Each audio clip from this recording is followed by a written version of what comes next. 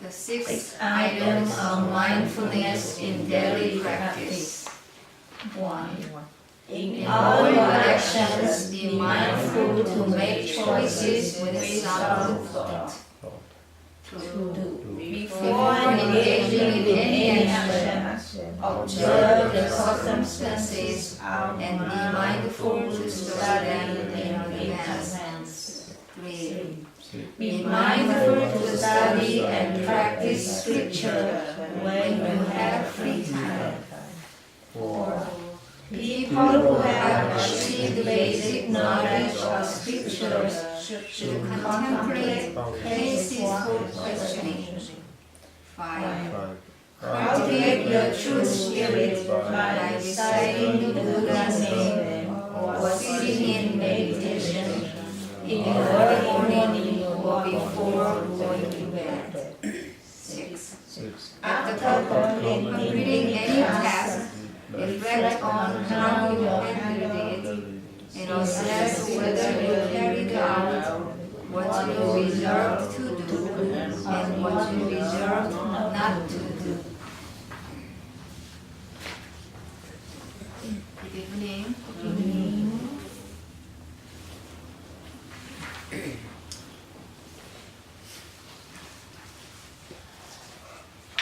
With this 6 items of mindfulness in daily practice, we can attain Buddhahood. With these 6 items of mindfulness, let us see how it can happen. Number 1 is, in all your actions, be mindful to make choices with sound thought. We humans have the ability to express what we think, how we feel, to express who we are.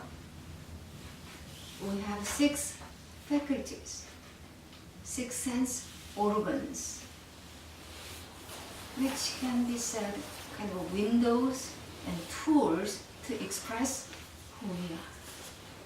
What are they? Eyes, ears, nose, tongue, body, and mind. And mind includes thinking and feeling, emotions. 그러면서 Descent said, in your all actions, action means when we use our 6 sense organs. Be mindful to make choice with sound thought, because depending on how to use our 6 sense organs, we create different reality, different experiences. Our actions, every single moment, bring forth cause and effect. That is why we need to be mindful when we need to make choices. Because every single moment, depending on how we make choices, we create our own experiences. That experiences can be sadness or joy or jealousy, anger, greed, whatever. We can create whatever. The most joyful moment is the moment that our 6 sense faculties can function the way it is designed to function, or good for ourselves. It's not easy to have sound thought. Why is that? What are the barriers and what are the impediments to keep us from having a sound thought? Why? Ordinary people's ordinary state of mind usually is filled with desires or some sense of competence or desire of being acknowledged or recognized, or some biases. And we have already preoccupied thought. So those impediments and barriers keep us from having sound thought. So when we are not free from any thought and any biases and preoccupied thought, then our concentration and attention is very weak. So before we act, our mind should be ready with a kind of emptiness, free from any thought. Only then we can have clear vision to understand what's going on at a given moment and what's going on in our body and mind. And before engaging in any action, observe the circumstances and be mindful to study them in advance. I'm not sure whether other animals have the ability to recollect the past and imagine the future. But I'm sure that we have, right? We can recollect the past experiences and we can imagine future situations. So I would say we humans have the ability and faculty of a mental rehearsal, mental vision. So we can calculate what will happen in 10 years, what will happen in 100 years by the faculty of imagination. And at this very moment, I can recollect something that happened in my life 30 and 40 years ago. And I can re-edit it. And I can learn from my past experiences at this very moment, right?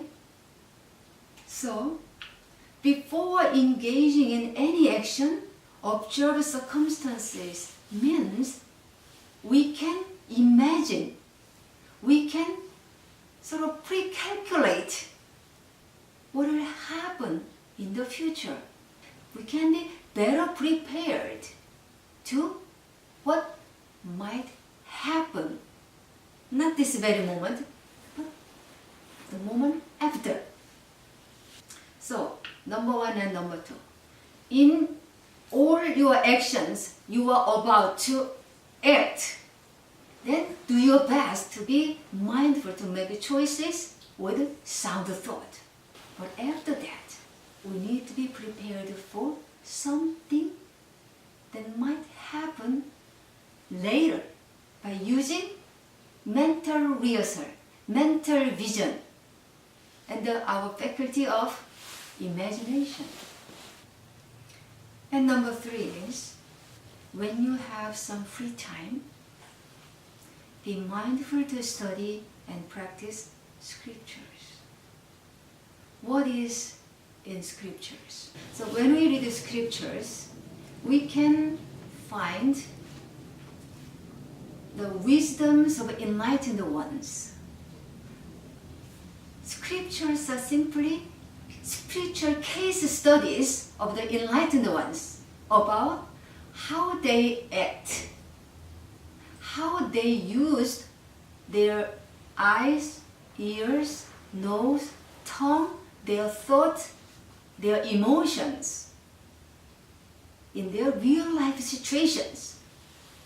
From those experiences, we can learn some kind of examples, right? So, what should be the purpose of reading the scriptures? Learning from somebody. For whom? This one. We don't read the scripture for Brahmesa Sotesan. We don't read the scripture for any Buddhas to worship them. Those should be tools and advice to make this one fully enlightened ones. So make sure these are case studies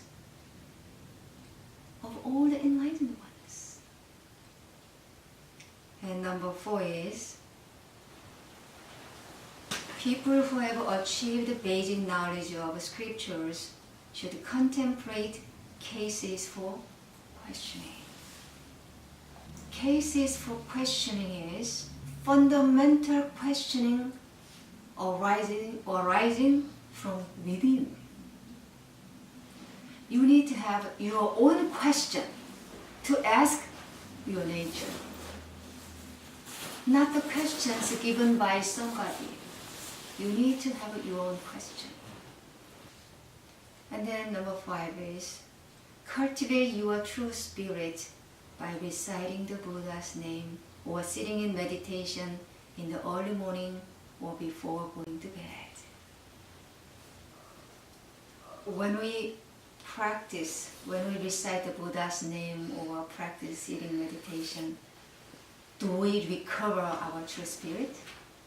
No mind, no thought, no disturbance, no emotional impediment. Mentally, we are awake, but we are not bothered by any thought. But usually our mind is filled with so many wandering thoughts or turbulent emotional state, right? Which is not said true spirit. We are in a very unstable inner state, usually, ordinary people's mind. Many people say their mind is crazy. What they mean is, their mind is mixed with so many different kinds of unorganized thought, unfocused thought, and emotionally complicated. But well-practiced people's mind is very quiet, no thought, or less thought. And they feel their mind is just clear, emotionally peaceful and balanced, feels so great. They keep it, that inner state. And the prescription, spiritual prescription of the only enlightened ones to help us, to help our mind to be that state is reciting something powerful image or powerful name like a Buddha's name, Bodhisattva's name, or mother, or nature, or any object. So for beginners, in the early morning or before going to bed, when we practice reciting Buddha's name or sitting meditation, it is very helpful and easier to help us to be in the optimal state of our 6 sense organs. And number 6, after completing any tasks, reflect on how you handled it and assess whether you carried out what you reserved to do and what you reserved not to do. Reflection and assess. Reflection means revisit in our mind our actions which we have already done. Revisit our past. And we can use our discriminating mind and assess it. Then we can make a kind of spiritual strategy. Or next time, I'm going to try this way in the same situations. Rather than simply forget about it, we can revisit. Reflect and assess and make our strategy for applying our learning from the past experiences to the future possible situations. So let us summarize. At the given moment, we should be engaged with something or someone. Then do your best, just to that moment, right? Do your best to be mindful, to make choices with sound thought. And then next, what you need to do is reflect it, right? And assess it, oh, I did wrong. I think I did something wrong. Maybe I need to do better. And then next time, when you have some free time, read the scriptures, and you learn from case studies from the old enlightened ones, then you learn it, and you memorize it. And also in the early morning and before going to bed, you practice reciting the Buddha's name and sitting in meditation. Then your emotional state will be very stable and mentally very clear. Your temperament will be transformed. And then also when you have some free time, practice mental imagination. So like that, when we keep practicing this way, prepare and doing right actions, and reflect, assessment, and learning from the scriptures, and cultivate your emotional mental stability the early morning and late night. Then we are prepared to make better ourselves, right? So all the enlightened ones, Buddhas and Bodhisattvas and sages and saints, they took this step only. They did their best to be mindful every single moment. We are humans. We make mistakes, right? Even Buddhas, they are not perfect. They make mistakes.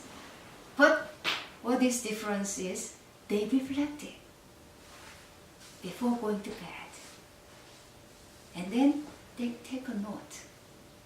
Oh, I made mistakes. I'm not going to make this same mistake again. They keep diary. Then they assess it. And they prepare. Reading the scriptures, practicing, sitting in meditation, reciting the Buddha's name. So, the diary which you were given yesterday, write it. Your history of reflection, assessment, your preparation, your mistakes. If you keep doing it in 1 year, you will see how much you grow, how great you can make progress. So depending on your sincerity, you will see your spiritual growth.